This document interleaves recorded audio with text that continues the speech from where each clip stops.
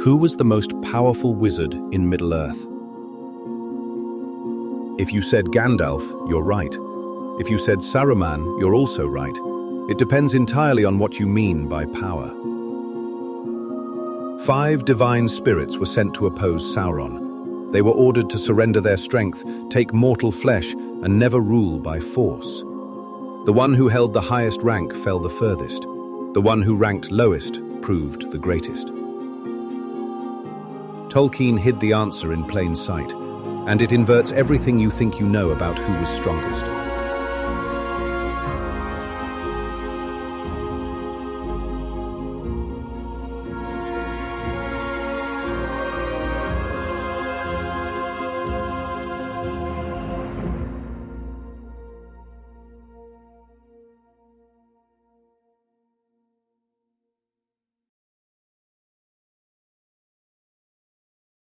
Before we rank anyone, we need to understand the rules the Valar laid down, because those rules redefine what mighty means for the entire conversation.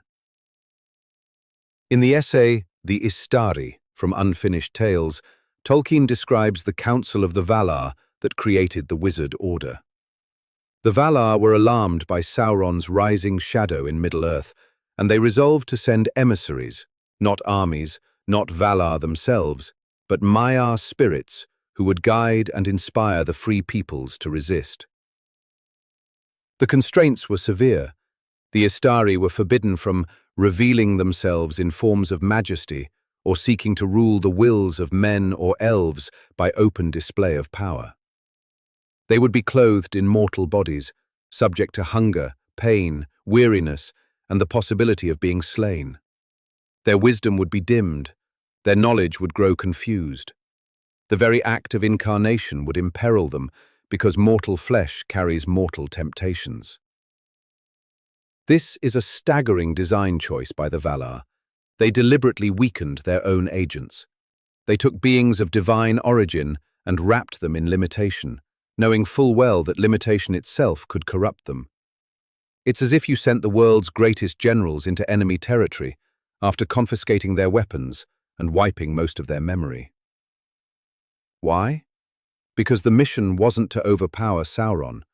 The Valar could have done that themselves.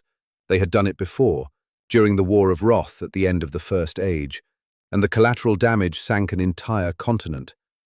The mission was to inspire resistance, to kindle courage in mortal hearts, to prove that evil could be opposed by wisdom, sacrifice, and cooperation, rather than by matching force with greater force. That changes the ranking entirely. If you're measuring the Istari by how faithfully they operated within those constraints, by how well they did the actual job, then the official hierarchy of white above grey, above brown, above blue becomes almost irrelevant. The official hierarchy measured what they were. The true hierarchy measures what they did. Let's begin at the bottom. The honest thing to say about Pallando is that we barely know him.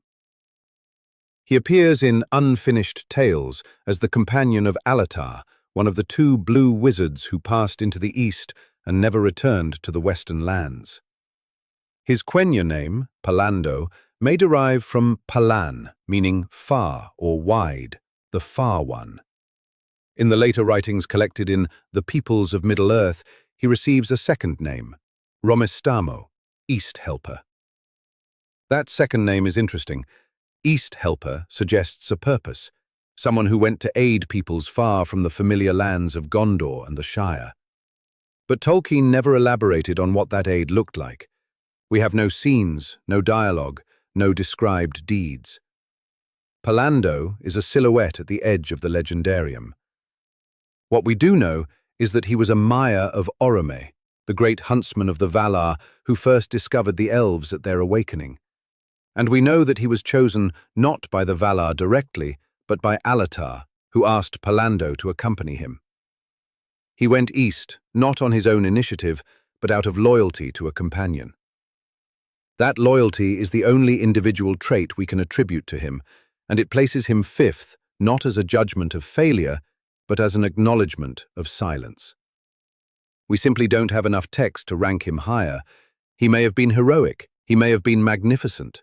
The record doesn't say. And in a way, that silence is its own kind of verdict.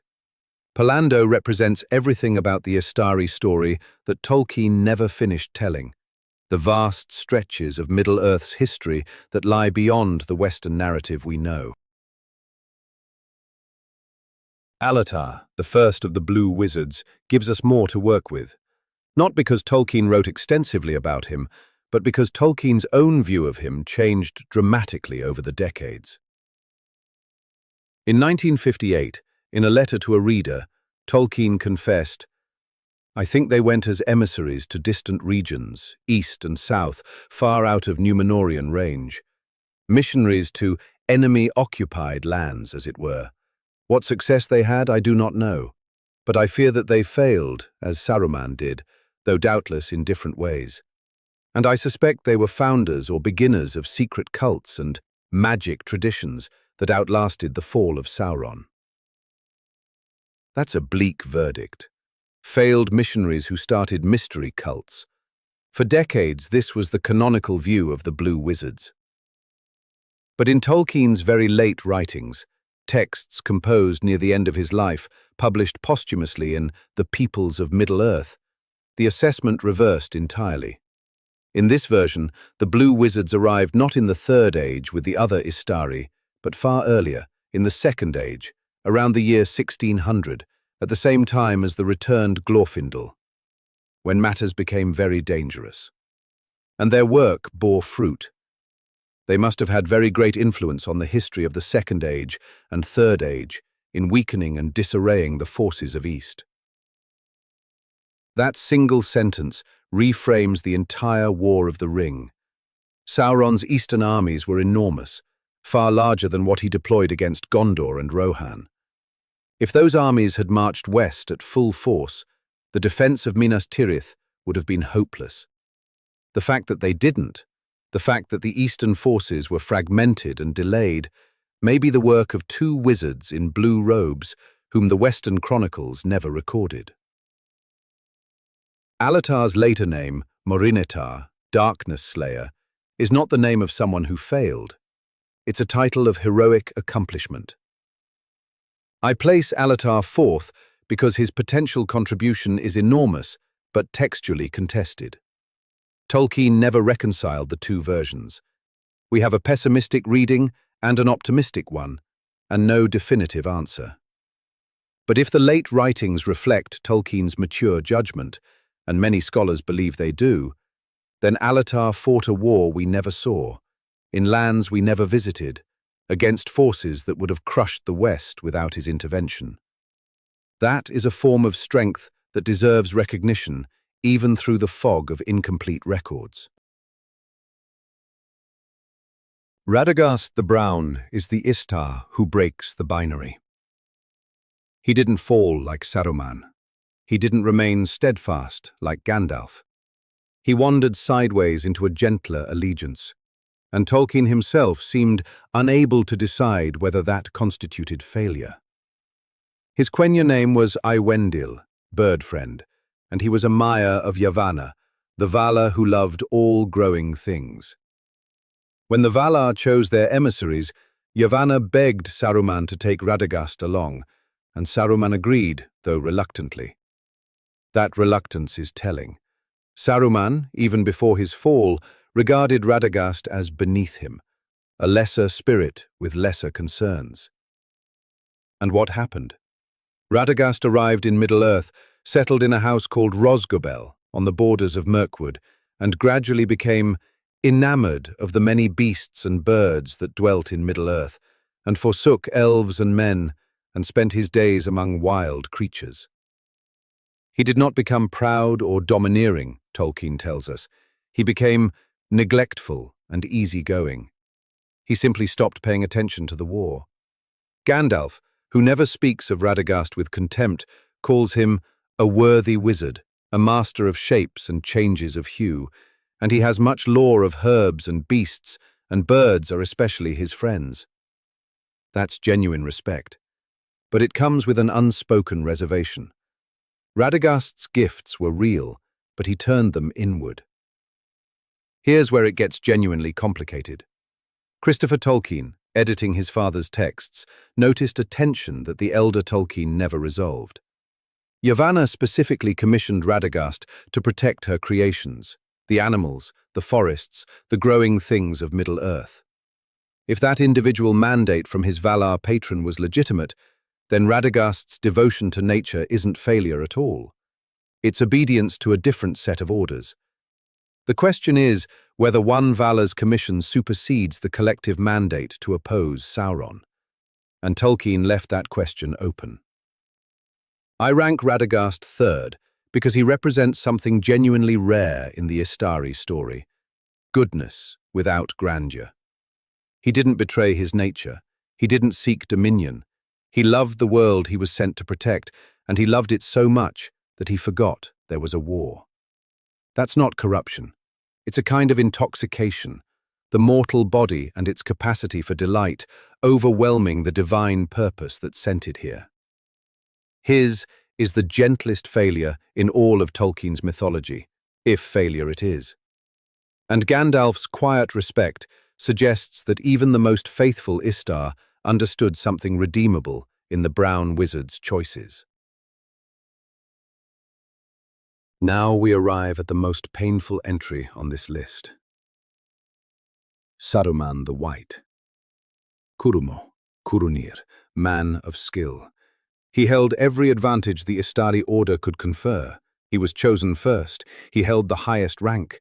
He was acknowledged as chief of the order and head of the White Council. For 2,000 years, the free peoples of Middle-earth looked to him as their greatest bulwark against the shadow. And he became the shadow. Understanding Saruman's fall requires understanding his patron. He was a Maiar of Aule, the Valar of smithcraft and making. Aule's domain was the shaping of raw material into ordered form, metal into tools, stone into towers, ore into beauty. It's the noblest of crafts. But it carries a specific temptation that Tolkien identified repeatedly. The maker's impulse to impose order can become the tyrant's impulse to dominate. Sauron followed the same path. He too was a Maiar of Aule. He too loved order and efficiency. He too began with a craftsman's desire to organize the world and ended with a despot's need to control it. Saruman's fall mirrors Sauron's so precisely that it feels genetic, a flaw in the spiritual DNA of Aule's servants, a vulnerability that comes bundled with extraordinary skill. You can trace the progression in Saruman's self-chosen titles. He begins as Saruman the White, a color of purity, of unity, of undivided light. Then he declares himself Saruman of many colors, fragmenting that unity into something dazzling but broken, a light refracted into a display of personal virtuosity. And finally, he crafts a ring of his own, names himself Saruman Ringmaker, and the parallel to Sauron becomes explicit. The maker has become the master, the servant has become the tyrant. His voice, that supernatural persuasive instrument described so vividly in The Voice of Saruman, operates on the same principle. It doesn't hypnotize, it rearranges your priorities. It makes domination sound reasonable, makes surrender feel like wisdom. It's the ultimate expression of imposing order on another mind. I rank Saruman second, and I know that sounds strange. Second most powerful? The traitor? But remember, the criteria established by the Valar's own rules. Saruman was genuinely mighty. His knowledge was vast, his craft extraordinary, his strategic mind formidable. He built an industrial war machine at Isengard, bred a new race of warriors, and came within striking distance of conquering Rohan. The reason he ranks second, and not first, is that he broke the fundamental rule. He grasped for dominion. He used force and deception to bend others to his will. Every gift the Valar gave him, he turned to self-aggrandizement. And in the end, the being who held the highest rank in the Istari order was stabbed to death in the Shire by his own abused servant. And his spirit, rising like thin smoke from his body, was refused by the West. A wind from Valinor blew through it and scattered it. Not even death could restore what he had thrown away. He is the most potent cautionary tale in Tolkien's mythology, proof that capability without faithfulness is worse than useless. It is actively destructive. And so we come to the one who remained. Indeed, of all the Istari, one only remained faithful.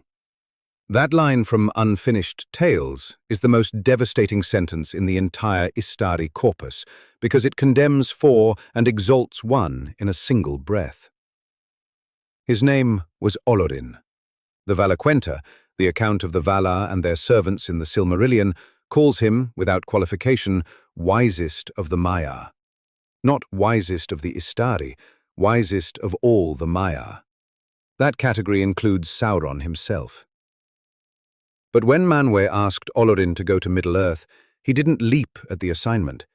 He confessed that he was too weak for such a task. He admitted that he feared Sauron. Manwë's response was immediate. That was all the more reason he should go. That exchange is the key to the entire list. Olorin's fear was not cowardice, it was accurate self-assessment. He understood the scale of evil he would face, and he understood how incarnation would diminish him. Saruman volunteered with confidence, Olorin recoiled with dread, and Manwë, who as Elder King of the Valar saw deeper than anyone except Ilúvatar himself, recognized the dread as qualification. Humility is not the absence of capability. It's the awareness of how capability can go wrong. Then comes Varda's cryptic intervention. When Olorin was selected as the third Istar, Varda, the Queen of the Stars, the most revered of the Valar, said simply, "Not as the third." And Tolkien adds 4 devastating words, and Curumo remembered it. From before the Istari ever set foot in Middle-earth, the 2 highest-ranking Valar signaled that the official hierarchy was wrong. Olorin's nominal position as third did not reflect his true stature. And Saruman, who would spend the next 2,000 years as the acknowledged chief, carried that insult in his heart like a splinter. Círdan confirmed it at the Grey Havens. The ancient shipwright, who Tolkien says saw further and deeper than any other in Middle-earth, took one look at Gandalf and gave him Nadia, the Ring of Fire, one of the 3 elven rings. "Take this ring, master," he said, and that word, master, spoken to the nominally third-ranked Istar by the being with the keenest sight in all of Middle-earth, tells you everything. What followed was 2,000 years of wandering. Gandalf never settled, never built a fortress, never claimed a title. He walked among hobbits and kings alike, kindling courage, sharpening wisdom, asking questions that made people find their own answers. He didn't impose, he inspired. He played the role exactly as the Valar designed it. And when the moment came that demanded everything, the bridge of Khazad-dûm, the Balrog of Morgoth rising in fire and shadow, Gandalf stood alone and invoked his true nature. "I am a servant of the secret fire, wielder of the flame of Anor. You cannot pass." He defeated the Balrog. It cost him his life. And here the story breaks open into theology. Gandalf died and was sent back, not by his own will, not by any mechanism he controlled, but by the authority that stood behind the Valar themselves. He returned as Gandalf the White, the title Saruman had forfeited, now given to the one who earned it through sacrifice rather than rank. He could break Saruman's staff with a word. He could face the Lord of the Nazgûl without flinching. The restraints loosened. The veiled strength was permitted to shine closer to its true magnitude. Gandalf ranks first because he embodied the mission. The Valar asked for beings who would forego might and serve through wisdom. He did exactly that for 2,000 years. When he needed raw strength, he found it, and it killed him. And he was restored because the mission was that important, and he was that trusted. The wizard who feared Sauron most was the only wizard Sauron could not corrupt. The Istar who ranked third was, from the very beginning, the greatest of them all. Step back from the individual wizards for a moment and look at the structure of what Tolkien built. 5 divine beings accept mortal limitation. The one who holds the highest rank falls the furthest. The one who holds the lowest rank proves the greatest. The one in the middle wanders off to tend gardens. The 2 who disappear into enemy territory may have quietly saved the world, or may have lost themselves entirely, and the Western chronicles will never know for certain. This is not a story about wizards, it's a story about incarnation, about what happens when the divine accepts the constraints of flesh and all the temptations that come with it. The scholar Robert Barry, analyzing the Istari through a Catholic theological lens, argues convincingly that the wizards function as angelic emissaries. Their mission parallels apostolic sending: go into the world, do not rule by force, inspire and guide. Their magic is really divine grace operating through mortal vessels. And their varying fates, faithfulness, corruption, distraction, mystery, mirror the range of human responses to vocation. Tolkien was a devout Catholic, and his faith structured his mythology at every level. The Istari story is, at its deepest layer, about the test of embodiment. Saruman fails because he cannot accept limitation. The craftsman in him needs to make, to control, to order. Radagast fails, or partially succeeds, because incarnation's pleasures overwhelm his purpose. The natural world is so beautiful that he forgets why he came. The Blue Wizards face the test in enemy territory, far from any support, and the outcome is hidden. Gandalf succeeds because he accepts every constraint, embraces the weakness, and trusts the mission's design. His death and return carry the deepest resonance of all. A divine being dies in mortal flesh, descends through darkness, and rises again with greater authority. Tolkien would have bristled at a one-to-one allegory. He famously disliked allegory, but the structural parallel to resurrection theology is unmistakable and, for a Catholic author, inevitable. And Saruman's end carries its own theological weight. His spirit rises from his body and looks west, toward Valinor, toward home. A wind comes from the west and blows through it, refusing it passage. He chose dominion over service, and the consequence is permanent exile from the divine source. Not destruction, worse, exclusion.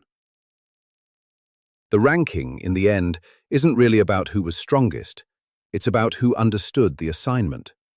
5 spirits were told: accept limitation, serve others, trust that restraint is its own form of strength.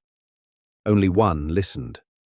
And that one, the reluctant, the fearful, the grey-cloaked wanderer who never wanted the job, turned out to be exactly what the world needed. That's the deepest lesson of the Istari. Official titles deceive. Confidence can corrupt. Fear, rightly understood, is the beginning of wisdom. And the most dangerous power in Middle-earth was never the kind that builds towers or forges rings. It was the kind that rekindles hearts in a world that grows chill. 5 were sent. 1 grasped for dominion and was scattered by the wind. 1 loved the world too gently to remember why he came.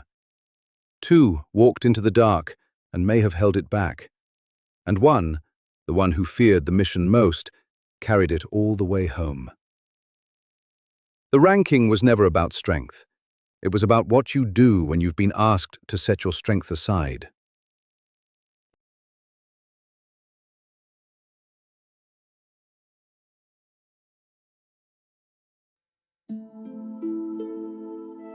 If you want more deep dives into Tolkien's mythology, subscribe to Ranger of the Realms. And let me know in the comments, which Istar's story do you wish Tolkien had finished telling? May you find the courage to serve when you'd rather not.